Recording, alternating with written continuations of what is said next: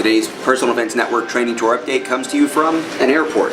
Now normally you see me standing in front of the PDN truck or standing out on the range somewhere, but this week is especially busy for the tour, and I'm actually bouncing around 6 days in a row where I'm not spending a full 24 hours in any one state. First it was New Jersey and New York, then it was New Jersey and Florida, then it was Florida and New York, and then it was New York and Alabama, and now I'm here in Alabama where I just finished taping some TV segments for one of our PDN Tour sponsors, Crossbreed Holsters, and I'm flying back up to New York to do a class.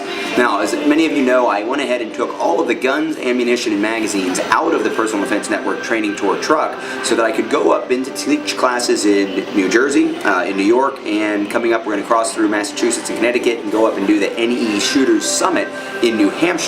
So of course we don't want to violate the laws when we're traveling. We can't have certain tools and we have to follow the rules when we're in certain areas. So that's something I want to talk about a little bit. You know, here I am in an airport. I am traveling with carry-on baggage only. So I have no knives, no overt impact weapons, no firearms obviously. I don't have any of the things a lot of people cling to as their safety talismans. The reality is that personal defense is a mindset. Personal defense is a lot bigger than just the tool that you carry. It's certainly a lot bigger than just firearms.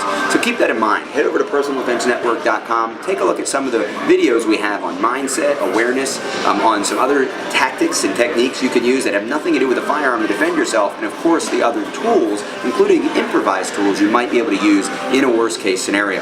Now, because I was up in New Jersey and I was getting ready to go to New York, I didn't have anything that was considered contraband or illegal or banned in the vehicle, so I was actually able to sneak into New York City, go up into Manhattan, meet some friends who were there for an anti-terrorism symposium, people from the medical community, people from the law enforcement community, the military community, caught up with a bunch of good friends there, got some cool photo ops with the PDN tour truck as well, and then Matt DeVito jumped in the truck and took it up to New York, where I met him after a quick stop at another one of our PDN tour sponsors, Gander Mountain Academy down in Florida for their Concealed Carry Expo, where we started a course yesterday. Now, a lot of people have said, oh, we're not going to New York, we're not going to sell to New York, we're not going to do business with New York because of the laws up there. Well, let me tell you something, there's still a lot of gun owners up there who are fighting for their rights, and I support them.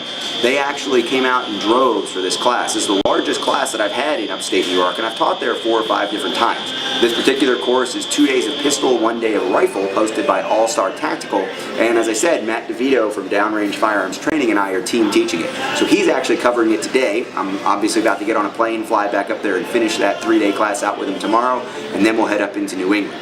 Now, one of the things I want you to listen to here is some words from a police officer who recently came through a combat-focused shooting course in West Virginia.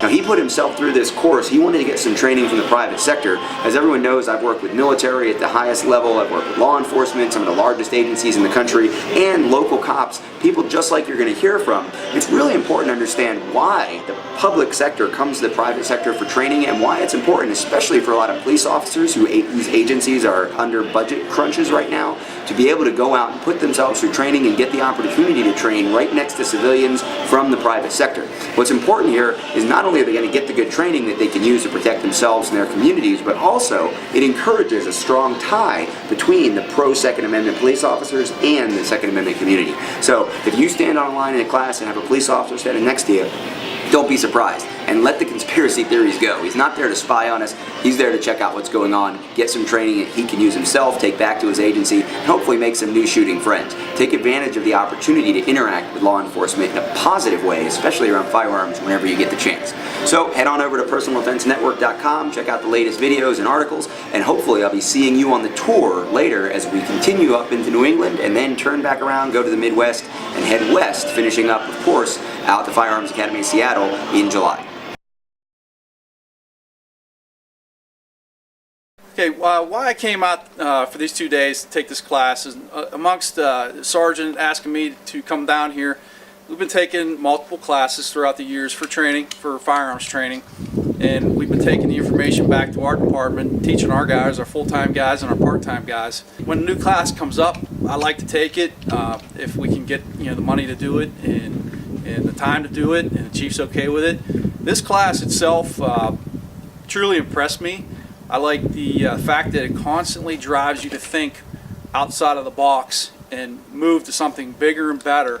And what I could take from this back to my guys is invaluable. I can't wait to take this to my guys and try and help them change their ways from being locked into that in the four corners and get them moving to a little bit more safer, a little bit more dangerous of a shooter and an officer.